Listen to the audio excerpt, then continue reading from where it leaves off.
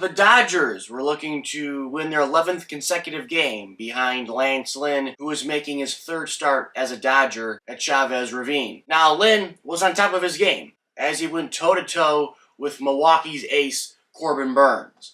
Now, Lynn, he lasted 7 innings, giving up just 4 hits, walking 1 man, and striking out 3 while allowing no runs to the Brew Crew. Now, on the other side of things, Burnes was just as clutch for the Brewers, as he also went 7 innings, giving up 2 hits, 2 walks, and sitting down 9 Dodgers via K. Now, the difference of the ball game came very, very late, in the bottom of the 8th, when Austin Barnes stepped up to the plate and shot a screamer down the left field line to give LA the 1-0 lead and the eventual win by that score.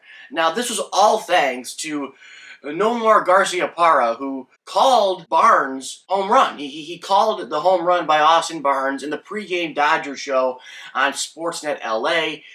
It was obvious he had the special sauce, as they say. He was rubbing up Austin Barnes' bat before the game, and he knew that he was going to go yard. And the crazy thing was, he hadn't.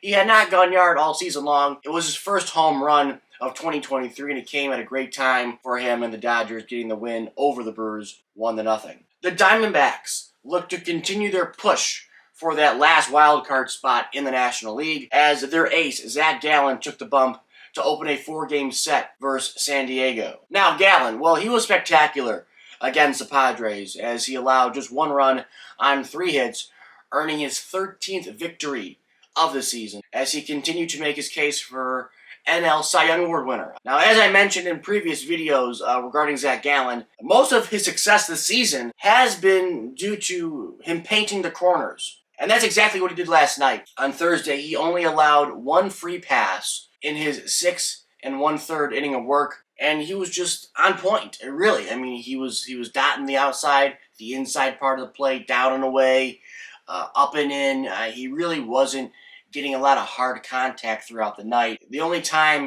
he kind of stumbled throughout that start in San Diego was in the middle innings when Trent Grisham hit an RBI single to center. Okay, that was in the bottom of the 5th, and it only made it a 3-1 affair at the time. Now, when it comes to the D-backs offense, well, that was sparked in the middle innings as well, when former Padre Tommy Pham homered to center field in the 4th. And then in the 5th, Gabriel Moreno poked a home run down the right field line to give Arizona the 3-0 lead at that time. And in the end, like I said, the Snakes won 3-1, putting them just 1 game behind that last wild card spot in the senior circuit. Now, the Mariners were also looking to creep closer to a playoff position as they were closing out a series in KC. Now, first, I'm going to say this. It was all J-Rod. It was the J-Rod show, okay? Julio Rodriguez accounted for 5 of the 6 Seattle runs they scored yesterday. Now, to start, he roped an RBI single to center in the 1st. Then, in the 6th, he doubled to left, scoring Cade Marlowe, making it 2-1 Seattle. And finally, in the 8th, he cranked a 3-run shot to left field, making it a 5-4 Mariner lead at that time. The Mariners added an insurance run via a Cal Raleigh home run in the top of the 9th to secure a 6-4. It was now Root in Odor, just popped to the jaw. Like, it was not that. I mean, he might have hit her in the temple, but,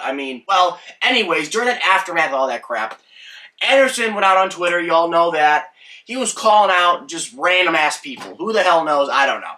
I mean, he was just tweeting out just bizarre okay? Stuff like, y'all know this is happening for a reason. We stay in focus with this shit. Been going through some for a minute. A lot of mother effers been switching up too. Y'all got me for real.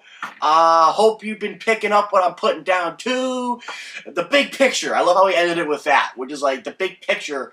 Bro, you got your lights knocked out. I don't think you've been seeing for a while, okay? So not only did, he lose his balance after that punch from Jose Ramirez, apparently he also lost some brain cells because that was some crazy ass not gonna lie. Now, all this drama caused by Anderson forced the White Sox to request him to release a written statement / apology addressing his actions, I think basically on Twitter. I mean, no team's gonna ask a guy to apologize for getting in a fight on a field. That's dumb. It's all about what he said on Twitter, okay? Now here's what he said. He says, quote, "I want to apologize to the entire White Sox organization, my teammates, manager, coaches, and to the fans for my part in the altercation which took place in Cleveland. This has been an incredibly disappointing season for me personally and for our team. I will not get into things that were said to me by Cleveland players both Friday night and Saturday, but those comments do not excuse my language or conduct, and I take full responsibility for my emotions getting the better of me. The Cleveland players are free to say whatever they want. I will just say that no one has more respect for this game of baseball than me. I look forward to returning after serving my suspension, which is happening right now as I speak, and finishing the season playing the best baseball I can to help my team." Okay, so I love how this is basically half an apology, and then also half of it is just ripping Cleveland Guardians players. Also, I think it's pretty dumb that you have to literally create some fancy-ass wallpaper, art and canvas or something to make a goddamn apology, okay? I mean, it looked like he's retiring from Major League Baseball. The first thing you look at, it's like, oh shit, he's retiring. No, wait, this is a stupid-ass apology about the fight. Or not even about the fight, it was about what happened on Twitter, okay? I love how he went to that length to make it look all fancy. He has his signature on the bottom, like he's signing some type of, important documentation, and he has himself, all blacked out, and the White Sox black, and has his last name with a 7 shown, and he's, looking down, and he's got the lights in the background. Is this an apology about, basically going off on Twitter, or is this an official statement saying you're retiring from Major League Baseball? If it was the latter, I wouldn't mind either. Don't get me wrong. I don't really like Tim Anderson. I don't care what you guys have to say. I think he's a jerk, okay? Him and Javier Baez, my 2 least favorite players in Major League Baseball. Anyways, first of all, the whole thing, the Twitter thing is he's just nuts, okay? He's loose cannon. He has some problems. He has a bad season, okay? Whatever. But the part that just makes me, turn my head is just the whole idea of, him in the first half kind of apologizing and then just going after Cleveland players and saying basically what he said on Twitter, but in a more appropriate manner. And he got rocked with an open hand slap. That's the funny part, okay? He thinks he's thuggy or some like that. He's like the Island Boys or something.